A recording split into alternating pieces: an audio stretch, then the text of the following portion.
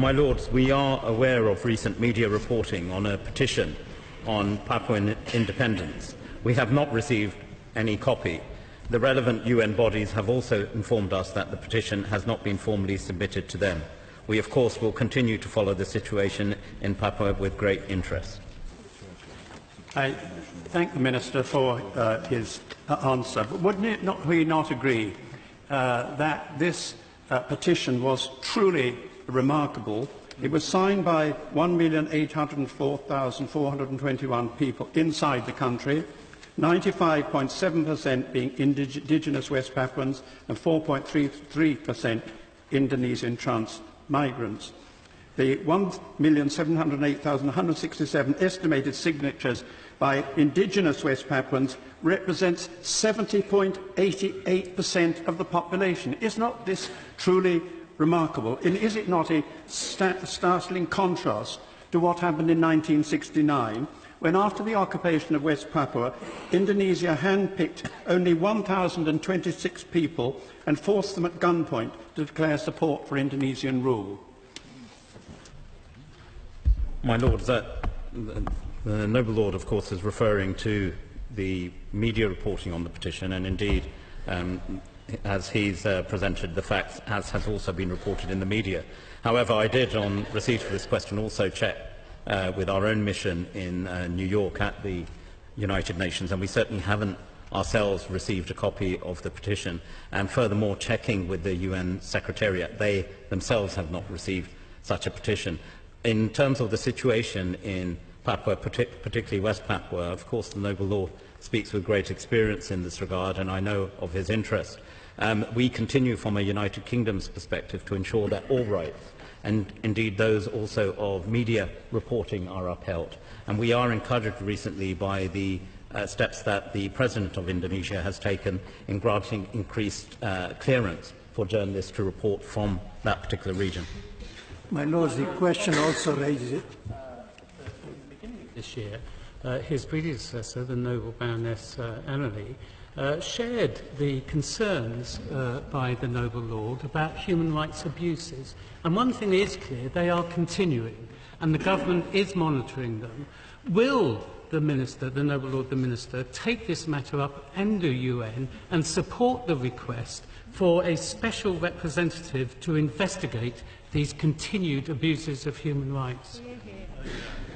With regards to the United Kingdom's presence, indeed our ambassador is actually visiting the particular region, and as the Noble Lord is aware, again he refers to previous exchanges in your Lordship's house. Of course we remain concerned about the reports of abuses within that and the human rights situation on the ground, and we continue to make our representations clear in international fora, but also, I can assure the Noble Lord, in direct representations at bilateral level, at the highest level, to the Indonesian government themselves.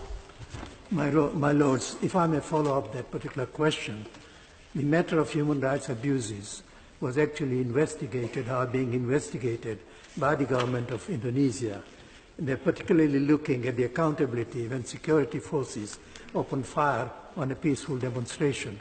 May I ask the Minister if he can get in touch with his counterpart in the Indonesian government to see how far this investigation is advanced and what action could be taken against those who perpetrated such serious crimes. And while on the matter of independence for West Papua, if the government has raised the matter with the UN General Assembly to identify what other routes West Papuan can take to democratically address the matter of independence in accordance with international law. Well, first of all, just in terms of the issue of West Papua, I think it's important for the record to say that the United Kingdom retains its position of supporting the integrity of Indonesia. In terms of the situation the Noble Lord raises, of course I will follow up with my opposite number in the Indonesian government to get an update on the situation. But let me be also clear that we are of course cognizant of the situation on the ground, and that is why our ambassador himself has visited the region a number of times, and also to draw to the House's attention, when the Universal Periodical Review took place earlier this year, we also raised issues of human rights. That was, of course, with specific reference to journalists that weren't being allowed to report freely from the region. would the noble Lord the Minister, my Lords, would the noble Lord the Minister accept that I had an interest in this because I advised BP on its gas deposit in West Papua and visited there regularly for 7 years. But could the noble Lord say whether journalists, both Indonesian and international journalists, now have free access to West Papua and have the ability to shine some light on these accusations of human rights abuses? And if not, will we continue to press the Indonesian government to give that right of access?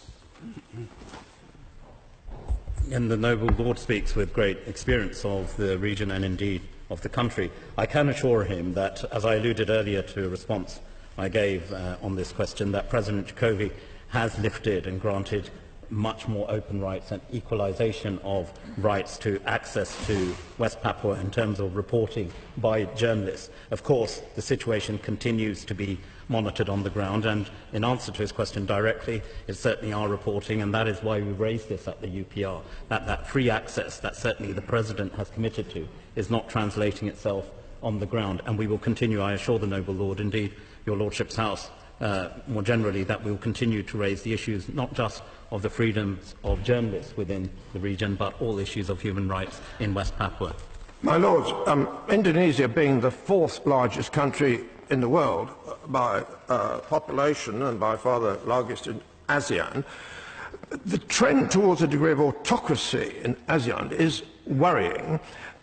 Has the government had discussions with our friends in Australia about how their experience of being a very close neighbour suggests that we in Europe can be of more assistance in getting the balance right in Indonesia, as they are friends, between human rights and all the economic development and religious and other questions that face a very complicated country like Indonesia?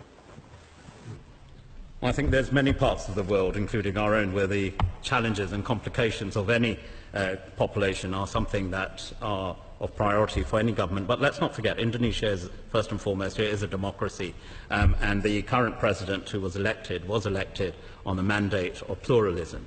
Indeed, we welcomed his election, and certainly from his statements and the actions he's taken, we are encouraged by what has been done centrally. There are, of course, worrying issues on human rights. We can talk in terms of the journalist fraternity. We can talk in terms of minority rights and minority religious rights in Indonesia. Those remain of deep concern to Her Majesty's government, and we continue to raise those bilaterally and indeed international fora as appropriate.